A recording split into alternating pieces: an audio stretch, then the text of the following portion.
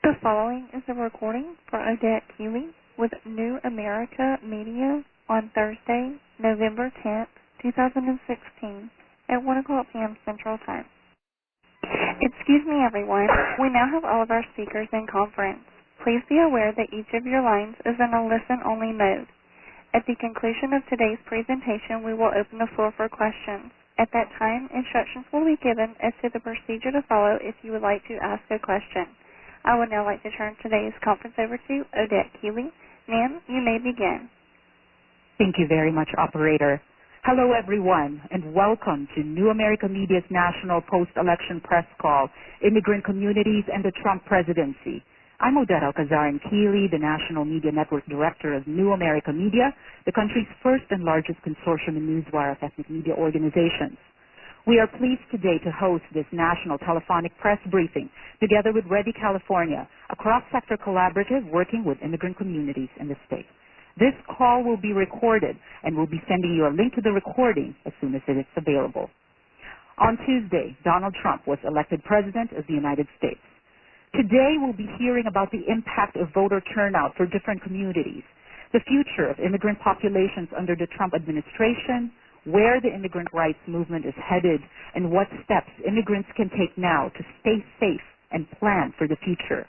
We will also give you a chance to ask questions from our panelists. We have 4 speakers joining us on the call today. We have Anthony Williams. He's the Special Projects Director for Bendixen Amandi International. Chen is the Executive Director of APIA Vote. Kamal Essaheb is Director of Policy and Advocacy of the National Immigration Law Center, or NILC. Sally Kinoshita is the Deputy Director of the Immigrant Legal Resource Center, or ILRC. I'll be introducing them one by one later on for their presentation points. Right now, I'd like to give the operator the chance to give an initial round of instructions for our reporters to ask questions. We will be repeating these instructions later on before we open up the Q&A. Operator? Thank you. At this time, if you would like to ask a question, you can press star 1 on your touch-tone phone now. Questions will be taken in the order in which they are received. If at any time you would like to remove yourself from the questioning queue, just press star 2. Again, to ask a question, you can press star 1 at any time. Thank you very much, Operator. Again, we'll be repeating those instructions later on after all of the speakers have given their presentation points and when we open up the floor for questions. Now I'd like to introduce our first speaker, Anthony Williams. Anthony Williams is the Special Projects Director of the polling firm Bendixen Amandi International. Based in Miami, Bendixen Amandi specializes in opinion research with an expertise in the Latino community and other diverse populations in the United States. Anthony, several analyses starting on election night have asserted that most polls got it wrong. What we'd like to hear from you is your view on that, and also what you see in the turnout of voters from diverse communities vis-a-vis the general population vote, including in battleground states. What surprised you, Anthony, and where did the ethnic vote matter? Good afternoon, and thank you for the opportunity to join you on this call. I would say, to begin with, speaking from a polling perspective, and I hope everybody understands the spirit in which this is meant. Polls are a reflection of several dynamics. The first part is in asking the right series of questions in order to try to arrive at what the mood of the electorate is. The other part of the art and science of polling is in putting together the appropriate sample so that you are polling the right group of people. So I would say from a historical standpoint, the polling was wrong for the following reasons. It seems as though that turnout in what would be considered traditionally Democratic-rich areas, particularly urban centers, was slightly lighter than anticipated and historically expected, and turnout in rural, more Republican-leaning areas of several key battleground states, particularly in the Midwest, was higher than expected and historically projected. That variation is what explains the difference in the result in Pennsylvania, Wisconsin, Michigan, and even to a certain extent Florida. And those 4 states essentially swung the election.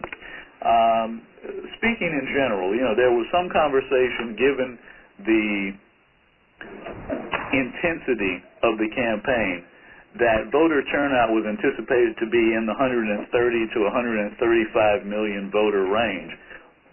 In actuality, it looks like we're going to be in the 126 million voter range, and much of that drop-off, as I mentioned at the outset, can be attributed to urban and suburban areas that could have been expected to have voted more reliably Democratic.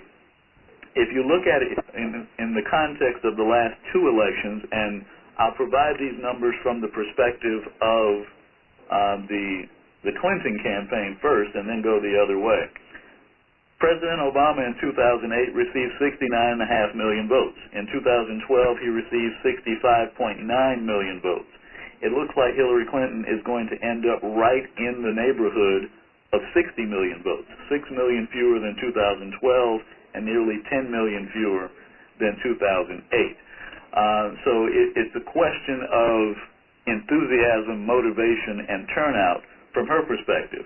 Looking at it from the opposite, Donald Trump's vote total is roughly equal to John McCain's vote total in 2008, and it looks like he will actually come in with fewer votes overall than Mitt Romney did in 2012. So that gives you kind of an overall setting. In terms of where the minority vote mattered, I'll give you two examples.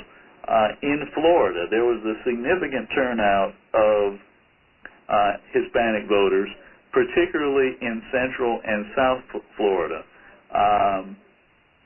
So the notion that there was a Hispanic wave was real and manifests itself in increased overall turnout in those areas. One indicator of that, for example, was in the South Florida Tri-County area of Miami-Dade, Broward, and Palm Beach County. The Clinton campaign came out of those three counties with a 100,000 vote, with a lead that was 100,000 votes bigger than President Obama's lead in those same three counties 4 years ago. However, because of significantly increased turnout in more rural northern Florida, that was completely drowned out. A 575,000 vote advantage for President Obama resulted in him winning the state by 71,000 votes, and almost 700,000 vote advantage for Secretary Clinton was overcome, allowing President-elect Trump to win the state of Florida by over 100,000 votes.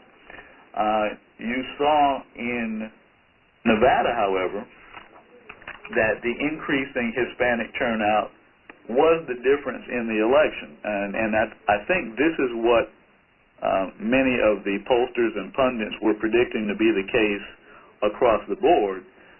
In Nevada, the increased Hispanic turnout eventually handed the presidential election in that state to Clinton and also swept into office United States Senator Cortez Masto. But in several other states, that simply was not the case. There were not enough Hispanic votes, even with the increase in turnout, to overcome similar increases in turnout among white rural voters.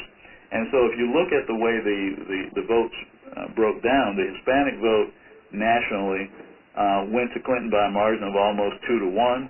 The African-American vote went to Clinton by a margin of almost 10-1. But the white vote went to Trump by a margin of 2-1, and with an increasing number of white voters, particularly in the more rural parts of several key swing states, that really was the difference in elections. So, speaking as a pollster, I would say all of us with the benefit of hindsight would likely have been more accurate in our projections. If you tell me who's going to vote before the election, I can tell you exactly who's going to win.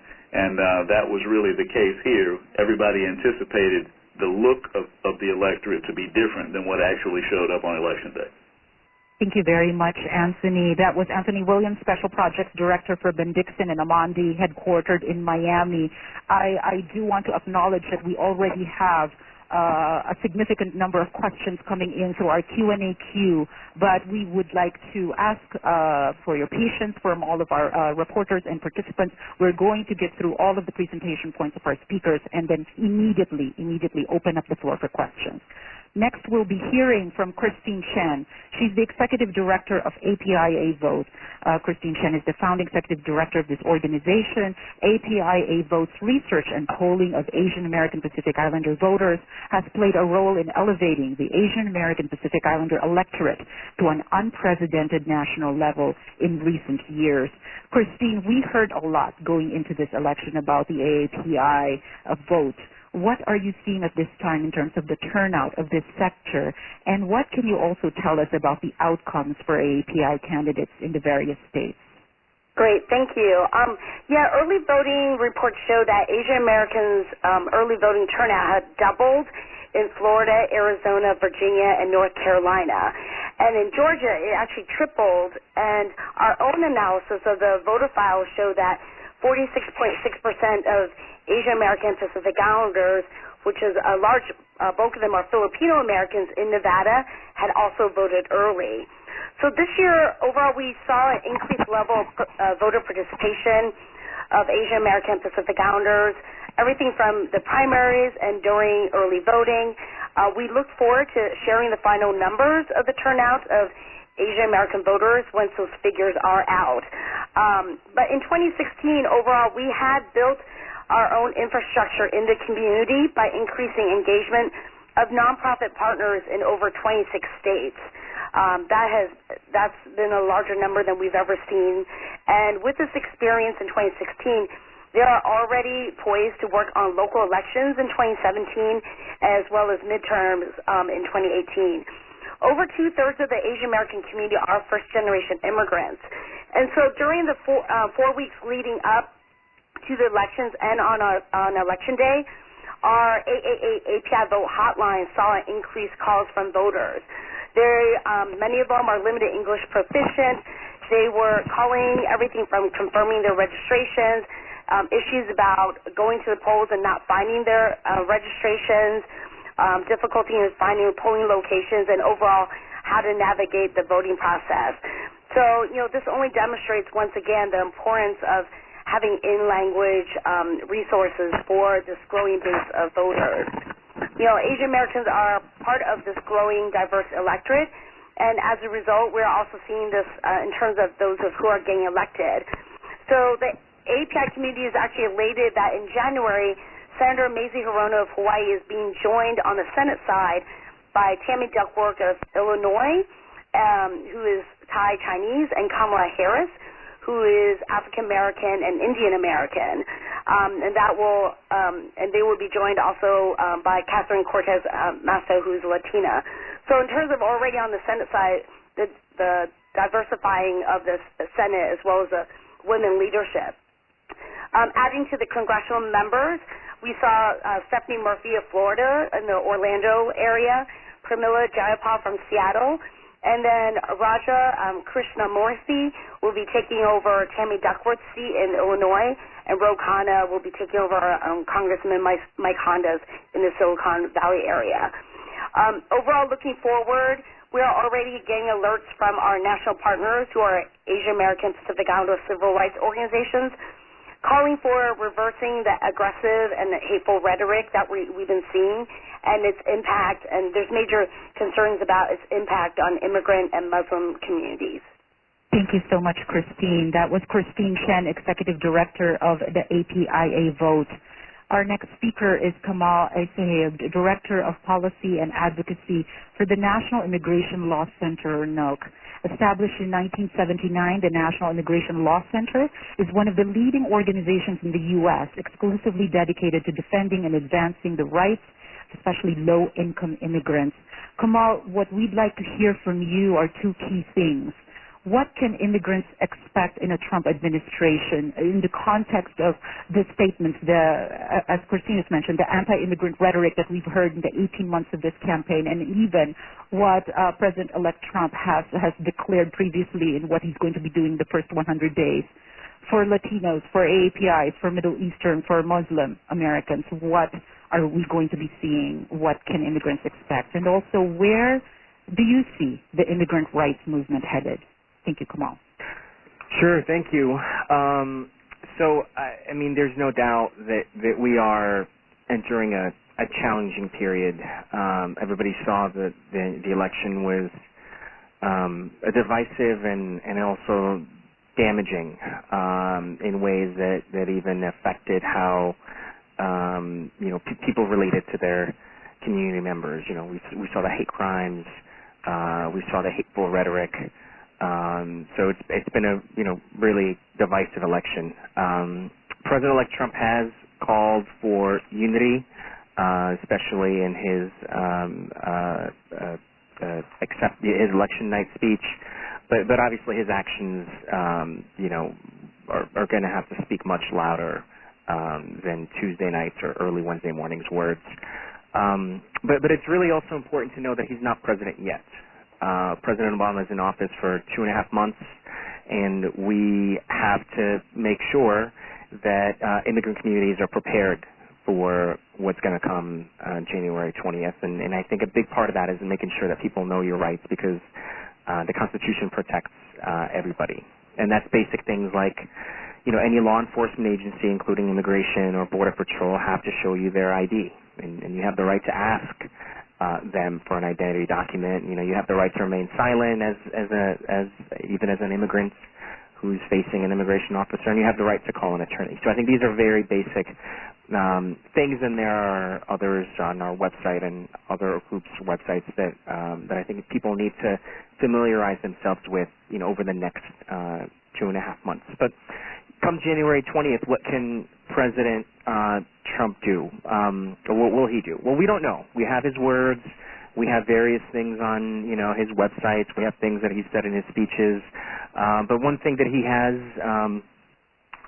talked about, which I think the speaker following me is going to talk a lot more about, is repealing the Deferred Action for Childhood Arrivals program, which known as DACA, which has benefited hundreds of thousands of people and not only allowed them to contribute more to make more of their lives and achieve their their potentials, but it's also allowed them to contribute more to their communities. But I think we'll hear a little bit more about that later. Another thing he's talked about is eliminating funding to so-called sanctuary cities jurisdictions. So these are places which are all over the country, everywhere from Donald Trump's hometown of New York to Chicago, Miami, San Francisco, and these are policies that limit the entanglement of immigration and local police, so that immigrants can feel like and seek the services, and including police services or police, seeking safety and from the police and reporting crimes that everybody else in their community can. So what he's said he would do is eliminate funding, federal funding, to those places. We don't know exactly what that would look like, but that's one thing that he said. Relatedly, he's also talked about having, so-called zero tolerance for criminal aliens. Again, we don't know exactly what that means, but we certainly saw that one of the themes of his campaign is painting broad communities, or big with communities with broad strokes, and this is one way that he's done that. But again, we don't know exactly what that means. And then, of course, building the wall.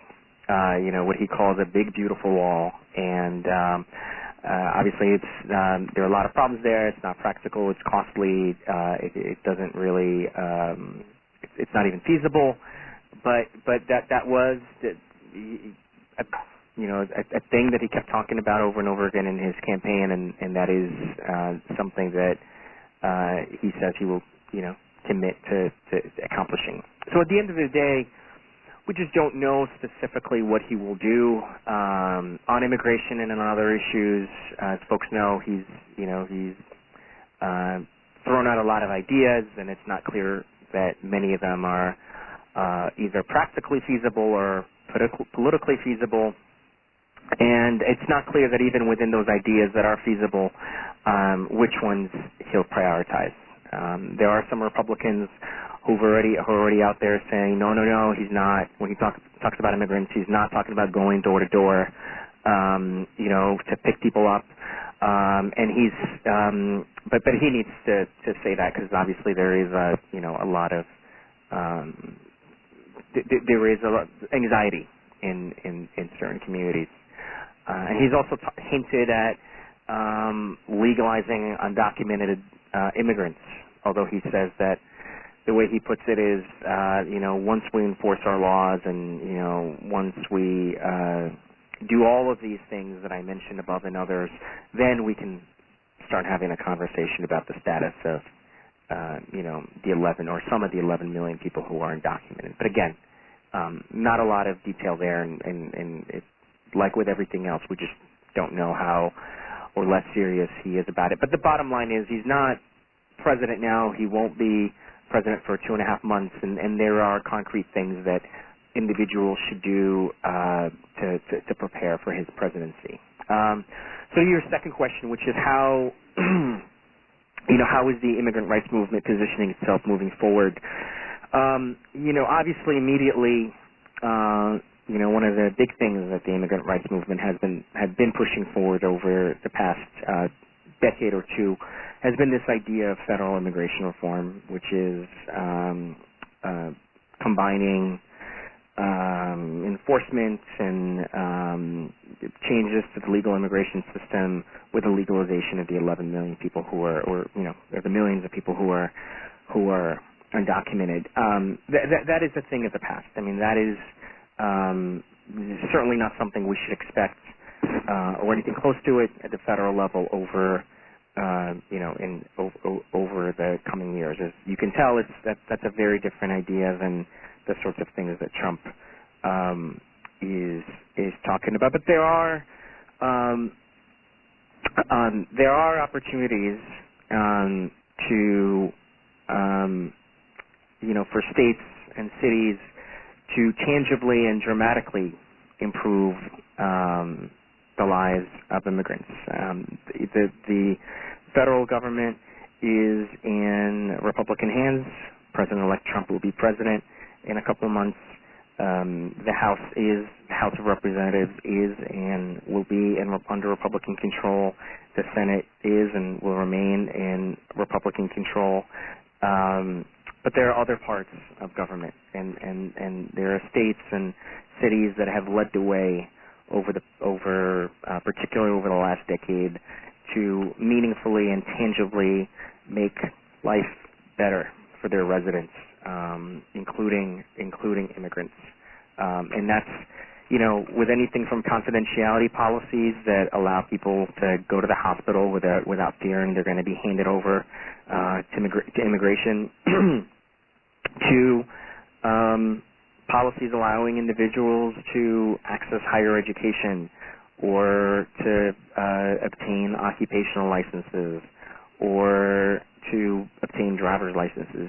These things all remain, and the political landscape at the state level and the city level did not really change Tuesday night, and the same opportunities that were there before this election are still there, although the imperative for states and cities to aggressively act to protect and enhance the lives of their immigrants is higher than it's ever been. So we definitely have a fight ahead of us, a fight for the rights of immigrants to be here, the fight against the criminalization of immigrants and people of color, a fight for true economic justice, for a country where everybody, regardless of the color of their skin or their immigration status, can seek opportunities to make their lives better.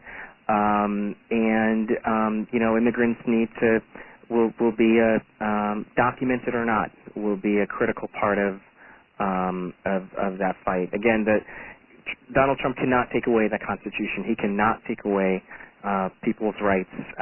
There are things that he can do on immigration that are harmful, and he's signaled that he'll do some of those. But I think we all need to be, as advocates, as immigrants, we all need to be prepared for them, and there are things that we can do to prepare for them and engage in that fight. I'll stop there. Thank you so much, Kamal. Definitely a lot of things that we don't know at this time, and with your last point about the Constitution and where the opportunities are so important. I'm going to ask you a very quick follow-up question and then immediately go to our last speaker, Sally Kinoshita, because there are a lot of questions already in the queue. But there is a great point of concern, and what we'd like to find out is what the National Immigration Law Center is seeing, what are frontline activists, advocacy organizations on the ground seeing in terms of what President-elect Donald Trump is surrounding himself with, the composition of the transition team that may include who is going to enforce immigration policies. What are you seeing in that landscape? Well, I think we're seeing a mix of people, some who are better or worse than others on this issue. I mean, on the one hand of the spectrum, there are people who would be, for many reasons, unacceptable to run the Department of Homeland Security, people like Chris Kobach, who's currently the Secretary of State of Kansas, but who has drafted and led the efforts in many states like Arizona to pass anti-immigrant laws, trying to make life as difficult as possible for immigrants. In many ways, I think if Donald Trump is actually trying to govern, if he's trying to move policy ideas forward, if he's seeking unity of the country after a divisive campaign like he said he's seeking in his election night speech, then somebody like that, for example, somebody who has such a track record and history of pursuing these restrictionist policies would not be an appropriate fit to lead an agency within the Department of Homeland Security. But again, we're waiting to see who he nominates and whether there are folks he may put in that post or within the Department of Homeland Security that are more more reasonable in their in their approach and don't have the track record that Chris Kobach has. Wonderful. Thank you so much, Kamal. That was Kamal Essaheb, Director of Policy and Advocacy of the National Immigration Law Center. And we just want to reiterate to the reporters, participants in the call who have queued up for questions, we will be getting to that very, very soon, right after our final speaker. Our final speaker is Sally Kinoshita, Deputy Director of the Immigrant Legal Resource Center, or ILRC, in San Francisco. ILRC is a national nonprofit resource center that provides immigration legal trainings, technical assistance, and educational materials, and it engages in advocacy and civic engagement to advance immigrant rights. Sally, what are the concrete steps that immigrants can take now to stay safe and plan for the future in the aftermath and in a climate of definitely increasing apprehension and anxiety, and especially in the context of the various immigration programs that are serving diverse populations? Yeah, thank you so much, Odette, and to the reporters who are on this call and interested in covering this topic. I thought what I would do is talk a little bit specifically about DACA, because from our partners on the ground, we're hearing there's a lot of questions and honestly a little bit of panic on the concrete things people should do around the Deferred Action for Childhood Arrivals program, because now President-elect Trump has called out this program specifically. So as a reminder, the Deferred Action for Childhood Arrivals program is something that was announced and implemented under President Obama, first announced in 2012. It's an executive action, meaning it was created by President Obama and therefore could be taken away by future President Trump. President Trump, in his campaign, has stated that he would get rid of this program. As a reminder, as Kamal said, President-elect Trump is not actually the president until he's inaugurated on January 20th, 2017. So until that time, DACA, Deferred Action for Childhood Arrivals, or what we call DACA, remains in place, and USCIS will continue to process initial applications for this program as well as those who need to renew their DACA. This program was available to young people who came to the United States very young and have been here for many years and have gone to school here or been part of other programs here. It allowed people to get a 2-year renewable work permit as well as access to a Social Security number and all the benefits that come from that. So in terms of this program and where it stands now, the timing and how long it takes to apply for DACA at this point, if folks have not applied, it takes actually several months for it to get approved. So it looks like if things stand as they are now, if someone applies now for DACA, it actually wouldn't be adjudicated or reviewed until after President Trump is inaugurated. As I mentioned, he said during his campaign he would get rid of this program. Now, we don't know if he'll keep all of his campaign promises and or on what kind of timeline. So in many ways, when I'm talking about this program, we're looking at worst-case scenario. As soon as he's president in January, he gets rid of the program. We don't actually know if that's going to be the case, so as we talk about these various options and risk factors, we're just kind of laying out what we know so far, and immigrant families really need to assess for themselves what the best course is for them as to whether or not they apply. But assuming he gets rid of the program in January, as soon as he's president, that would actually put people under the current timeline of not actually having the ability to have a case approved in time because it probably wouldn't be reviewed until perhaps February or March of next year. For those who already have DACA and need to renew it because it's going to expire, currently it takes 8 weeks for USCIS to review a DACA renewal. That means that people could be able to have their DACA renewed during the Obama administration before President Trump becomes president, President-elect Trump becomes president.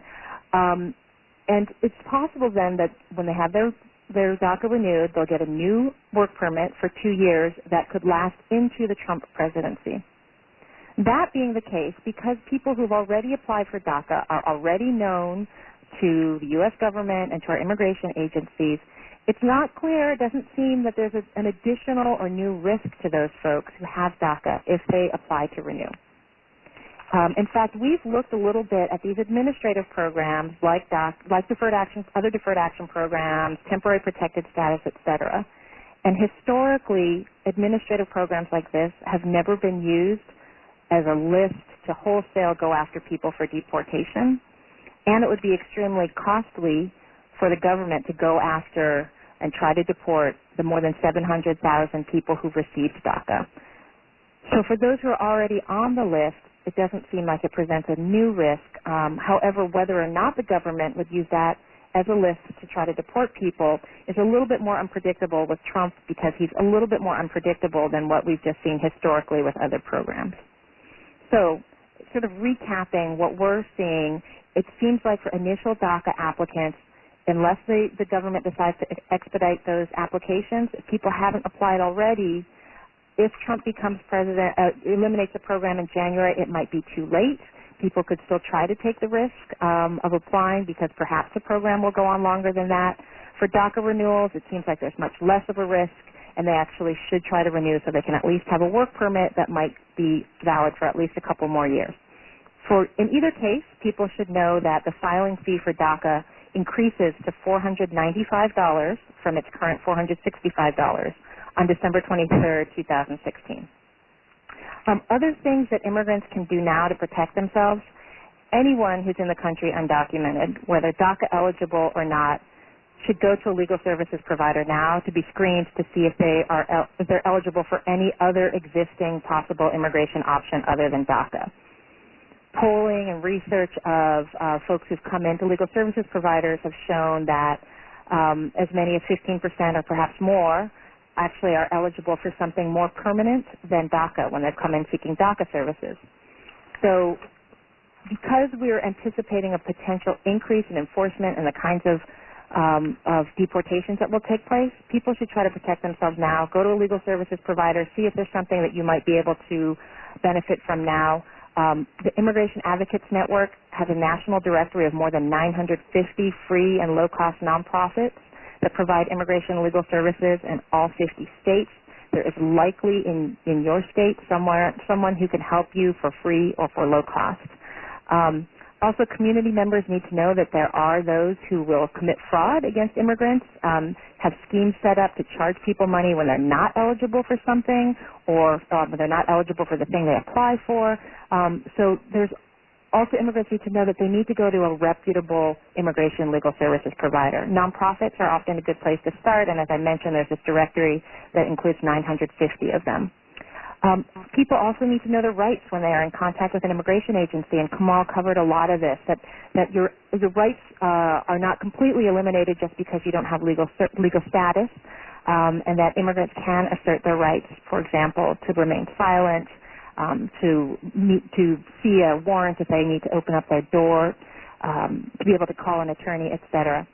Also, people should know that there could be and is likely to be increased enforcement. There actually already has been, and what I mean by that is immigration agencies going after a lot of different kinds of people to try to deport them. One of the priorities right now are people with certain criminal convictions, so people really need to make sure to stay out of any negative interaction with law enforcement. Something like a DUI or a drug conviction can have irreversible negative immigration consequences. For those who already have criminal issues, in some states there are things you can do to ameliorate those impacts. In other words, in some states like California, you can reduce some felonies to misdemeanors, and there are other things that you can do that could help you if there is some immigration option you're eligible for. I also wanted to mention for those who are thinking of renewing or applying for DACA, there is financial assistance available. There are different nonprofits that have loans and grants, as well as some consulates that are helping people pay the filing fees. This is a lot of information that we're covering, so I also want to let folks know that we have this all in a fact sheet that we'll share with folks so that you can have the actual links to share with your readers for where they can go to get legal services or filing or funding to help with their filing fees. And finally, I just wanted to mention briefly that we are seeing a lot of panic in the community, and to remind people that as far as what we know now, when you look at the popular vote versus the electoral vote, and I know it's a little confusing, but when you look at that, the majority of Americans that voted actually did not vote for Donald Trump and the anti-immigrant rhetoric that he has been sharing. There are states, I'm fortunate to sit in California, which is one of them, that have actually passed many immigration benefits as well as some protections, even for undocumented immigrants. For example, here in California, undocumented immigrants still can access driver's licenses, in some cases Medi-Cal, state financial aid, and so immigrants should look to see if there might be state or local benefits or protections available to them. And also that around the country there are what are called welcoming cities that are part of Welcoming America. These are multi-sector municipalities that are creating welcoming communities to support the long-term integration of immigrants and spreading messages of unity and shared values. And it's not just in places like San Francisco where I sit. It's all over the country. Decatur, Georgia, High Point, North Carolina, Lincoln, Nebraska, Memphis, Tennessee. You know, this election is not a reflection of America in general and our view on immigrants. Again, the majority of folks did not vote for these policies. So although it's, for those of us doing immigrant rights, it feels like a major setback, I think we hold a lot of hope, and we want to share that with our immigrant communities, that it's not a reflection of where we're moving in the long term. Thank you very much. Thank you very much, Sally. And I'm going to reserve my questions, so many questions, as you say, in terms of the apprehension, the pervasive concern, even for the very programs that are serving immigrants, not only in California, but in many other states. We're going to get to that. I'm sure that's already top of mind for many of our reporters waiting in the queue.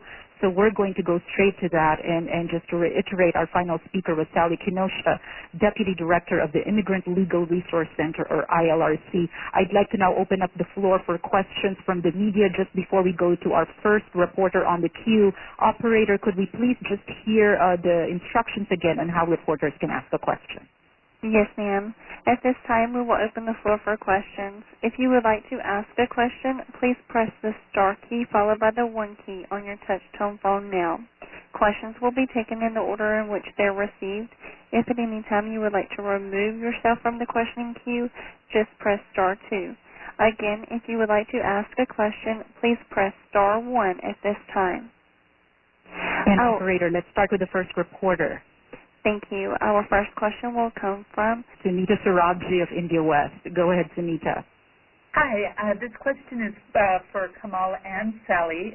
First of all, DACA, the President's executive orders, which are now in legal limbo, will that immediately be thrown out, or is it dead in the water already, just to clarify? And then secondly, are there also concerns for legal permanent residents that we need to watch out for? Sure. Do you want to start, Sally, and I can follow up? Okay, well, I can maybe address the second piece about, again, there are a lot of unknowns. We currently have priority enforcement policies that were put in place by President Obama that kind of lay out who's most at risk for enforcement. And as we know, under President Obama, actually more people have been deported or caught up in this enforcement mechanism than in any time in history. And so, if anything, there could be an expansion not only of deportability, although changing that list of what makes someone deportable is actually generally a function of the legislature, which means it has to go through Congress and can take longer. What we're more likely to see is some things that Kamal referred to. One is potentially a Secretary of Homeland Security who is very anti-immigrant and very pro-law enforcement. And so we could see a lot of enforcement on the sort of local level and cooperation between local law enforcement and immigration, where people who are caught up in criminal issues are pretty quickly turned over to immigration. So, I think there's definitely that risk. And Kamal? On the DACA piece, I think, so the case is winding its way through the courts. As folks know, in June, the Supreme Court ruled 4-4, upholding a lower court's decision to block the programs. So the program is already, the DAPA had already been in limbo, as you said, and we would expect that a Trump president, much like he might do with DACA, would pull the plug and, undo, these programs the same way he would undo DACA. Thank you both. Thank you. And our next question comes from Minaj Hassan of Muslim Link. Thanks for this call. My question is to, I guess, Sally and to Kamran and the others if they want to weigh in. So the asylees, like the Syrians especially, of course Trump did, was against bringing in Syrians and of course other asylees and people trying to flee war zones where there's, the fighting, and particularly in the Muslim lands. Those that have already arrived, what is their risk? Could they be rounded up and deported? No. So once they're here,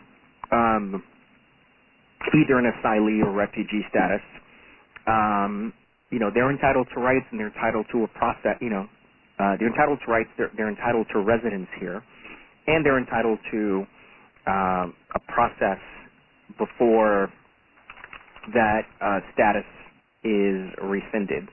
So it's not a mass roundup kind of scenario. I think as each of them kind of, for example, if one of them has a certain interaction with law enforcement and, is transferred to immigration through one of the programs that Sally mentioned, they would kind of then individually be at threat of deportation. But there's not a way that the president could en masse just rescind, the status of these individuals and begin rounding them up for deportation.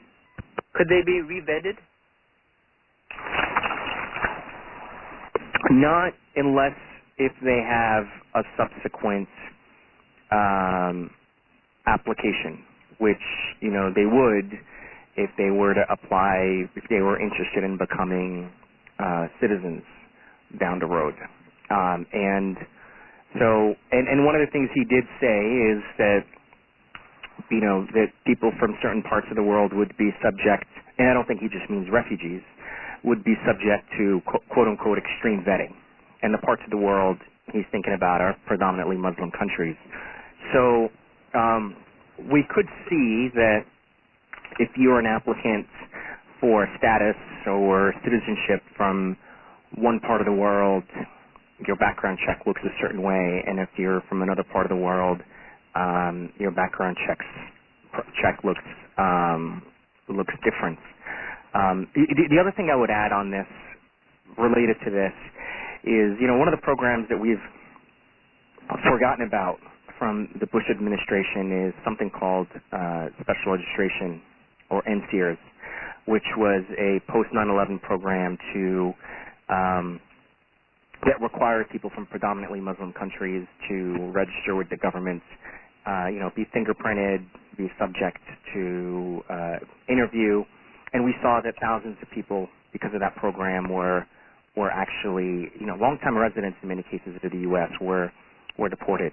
I don't know that he would institute such a program, but it's just a reminder of, you know, I mentioned Chris Kobach earlier. He's the individual who gets credit for instituting that program. He was at the Department of Justice then. It was his idea.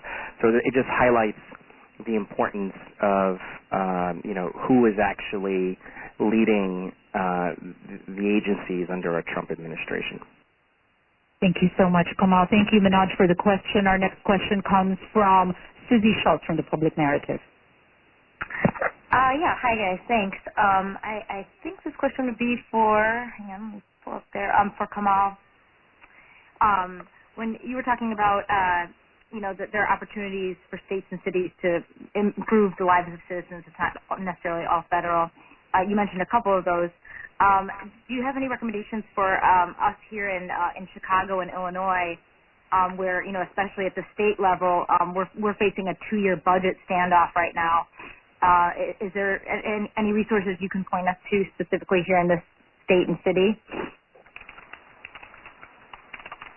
Yeah, well, you know, Illinois and you know, Cook County in particular, and Chicago as well, have really been leading the way in terms of you know, pro-immigrant policies on a range of things, including, you know, limiting the entanglement of you know, local police with immigration enforcement. I mean, there's always more that can be done in terms of limiting that collaboration, and I think, you know, cities really need to head in that direction. But I think I think time will tell how much political appetite there is in some of these places to do that. I mean, as to the specific resources, maybe that's a kind of better, I mean, that can be a detailed, a wonky conversation really quickly, so maybe an offline conversation would be better for that. Okay, great. Thanks. Thank you very much. Next question comes from Floyd Galloway of the Arizona Informant. Yes, my question I guess directed to Anthony Williams. How do you think voter suppression factored in the decrease in voting in urban areas? Well, I think there are a couple of different ways to look at the phenomenon of voter suppression. In terms of any insidious, organized efforts to keep people from voting, either by the government or by either of the campaigns, I would say there's very little evidence to support that being the case. However, I think there are other forms of voter suppression, not the least of which was the overwhelming sentiment going into election day that it was over. So that if you look at the significant drop-off in Democratic participation in some of these key states, I think you could make the argument that the perception of victory helped to depress turnout in some of those areas that were going to be necessary for Secretary Clinton. At the same time, I think the overall negative atmosphere of the campaign over the course of the last year, really did have the impact of turning some people off to both parties. And I had Floyd, tag teaming with you there, I had a quick follow-up for Christine. Christine, we also heard a lot going in the aftermath of voter repression, voter suppression incidents that have happened with the API community of voters. Is that something that you saw as well in APIA vote, and how that may have impacted the vote in the sector? The calls that were coming into our hotline, there were a few in terms of where they could not confirm their voter registration at the polls. So, we did advise them to go get a provisional ballot, but I think there is a lot of work that needs to be done now post-election to really look at some of these precincts and these areas to see if there was really a trend that was happening. And there was also a lot of confusion depending on the state in regards to some of the purging that was done, and then when it was reversed, or like in Texas, there was a lot of questions in regards to voter ID laws. So, there's still a lot of concerns in terms of the impact of the lack of voting rights that we have. Thank you, Christine. Our next question comes through from Mike Ludwig of Truth Out. Hello? Operator, do you have Mike? There you go. Mike of Truth Out, you're on. Okay, hi. Sorry, I was getting myself off mute. Thanks for having the call. I wanted to talk really briefly about, about sanctuary cities. Maybe Kamal can answer this. I'm just thinking that, some of the cities that have become, and I know you all have probably watched closer than we have watched these cities come sanctuary cities and what the political process was like on the ground. And also considering that a lot of these cities also don't, there weren't a lot of people who went out to vote in those cities who supported Trump. They obviously went more towards Hillary Clinton. If Trump was to confront them and say, hey, I'm going to cut your funding, how do you think these cities are going to react? Do you think that some of them might try to fight him or challenge him on this? The politicians in those cities wanting to stand up to Trump for the people in them that don't agree with him? I have an answer, but Sally, I don't know if you want to take it first. Sally? Do you have some input on that? I'm sorry. I'm not sure if I was on mute. I'll just say briefly that there have already been attempts to defund what are so-called sanctuary cities, and there certainly has been resistance. I think resistance is going to be really a theme of immigrant rights advocates over the coming years. I don't know if, Kamal, if you want to speak more specifically to some of what you've seen. Yeah, I think many of us who share similar values are going to be under attack over the next few years, and my gut sense is it's going to bring many of these communities together. Yes, I think there is the potential for a President Trump threat to eliminate funding to a city. There's a potential for that to wedge communities against one another. But Congress has tried that before. Just earlier this year, the Senate tried to pass a bill that would deny housing funding to certain jurisdictions if they did not, undo some of these policies, and we won that fight, and we won that fight as an immigrant rights movement with the support of housing advocates, with the support of civil rights groups and groups representing the Black community. So it actually ended up bringing groups together. And actually, as I'm talking here, I see an article just come through my email of the Seattle mayor saying that, declaring that Seattle will remain defiantly, that Seattle will remain a sanctuary city, and that he intends to protect its residents who are immigrants, just like he intends to protect everybody else. So I think this is part of the dynamic is that I see playing out is I think this is bringing out the fight in people, and it's bringing out a sense of community and unity amongst those of us who see America a certain way, that see America as a pluralistic society that respects the rights of all people, regardless of the color of their skin or where they were born. So it's a long fight ahead, but I think we're ready for it. Thank you. Thank you, Mike. Thank you, Kamal. Next question comes from Crystal Niebla of VoiceWave. Crystal, you're ready with your question? Okay. So this question is for Anthony Williams, and so this is going to talk about the electoral votes and how they are really the ones that matter, not the popular vote. So yeah, since the popular vote doesn't matter, do the demographics of the electoral college accurately represent each state? If not, would gerrymandering have anything to do with that? Well, gerrymandering, strictly speaking, doesn't have anything to do with the Electoral College. Gerrymandering is more of a term specific to the districts within the House of Representatives. However, if you look at the Electoral College as a whole, you could make the argument that the country is somewhat gerrymandered. So let's take just a couple of numbers for an example. Democratic-leaning states like New York and California, where Secretary Clinton won those states by 2.5 million votes each. The combined population of those states is 59 or 60 million people. If you were to look at some of the smaller states, for example, states like Arizona, North Dakota, South Dakota, Wyoming, Montana, there are less than 4 million people that live in those 5 states combined.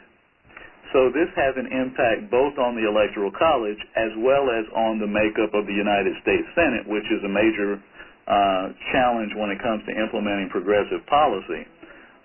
Those 5 sparsely populated states have 10 senators.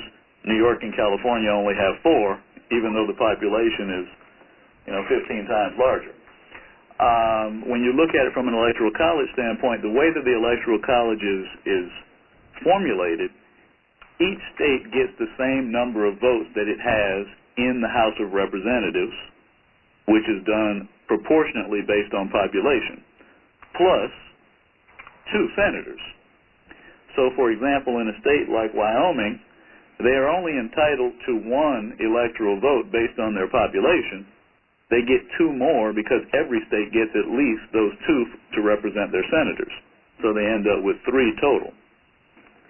Those extra 2 votes in relatively sparsely populated states in the middle of the country is what ends up skewing to a certain degree the Electoral College, and which is why you can have a situation with Al Gore and now with Hillary Clinton where you can win the popular vote and still lose in the Electoral College. And just a follow-up question, do you think that that's appropriate, or why would we continue to have this Electoral College if these instances keep occurring where the popular vote is higher?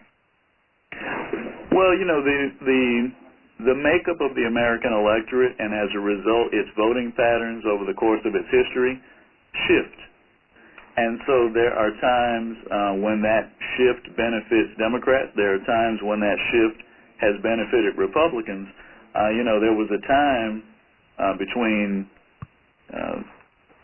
1968 and 1992, basically, when the Republican Party had what was considered to be an infrastructure advantage. The number of states that were just predisposed to vote Republican were so much in their favor that it was difficult for any Democrat to potentially win until Bill Clinton did. In the flip, over the course of the last 20 years, the common wisdom has been there are so many states that are predisposed to vote Democratic that it would be difficult, if not impossible, for a Republican to win. Donald Trump has now kind of turned that on its head by winning. Essentially, the election was won by him flipping 3 states that nobody thought were even in play. Pennsylvania, Michigan, and Wisconsin were considered to be reliably Democratic so much to the point that neither campaign really campaigned in those states until the very end, Democrats assuming they were going to win and Republicans assuming that the Democrat would win. So, we see these realignments from time to time that benefit one side or the other from an electoral standpoint. There's some argument to be made for potentially having a constitutional amendment to change from an electoral standpoint to a popular vote standpoint, but I don't see any political way that would actually pass anytime soon. Thank you very much, Crystal, for your question. Thank you very much, Anthony. We are going to end our call here. One of our speakers has had to exit and go to another commitment. We want to make sure that all of the reporters, we know we have a few more reporters who have questions, that we're able to give you complete access to our panelists. We'd like to thank you all for joining us on today's National Press Call. This call was recorded, and if you'd like a recording of this and have any other questions about our panelists, please contact my colleague, our NAM Immigration Beat Editor, Elena Shore, at her email, eshore, ESHORE, @newamericamedia.org, or call her at 415-503-4170, extension 112. For more information about Ready California, please go to ready-california.org. Thank you very much to our panelists who have joined us today with their perspectives and their insights. Bendixen Amandi International, APIA Vote, National Immigration Law Center, and the Immigrant Legal Resource Center, and to Ready California for hosting this call with us. Thank you all for joining us. This concludes New America Media's national telebriefing on immigrant communities and the Trump presidency. I'm Odette Alcazar-Keeley of New America Media, and have a good rest of your day. Thank you, ladies and gentlemen. This concludes today's teleconference. You may now disconnect.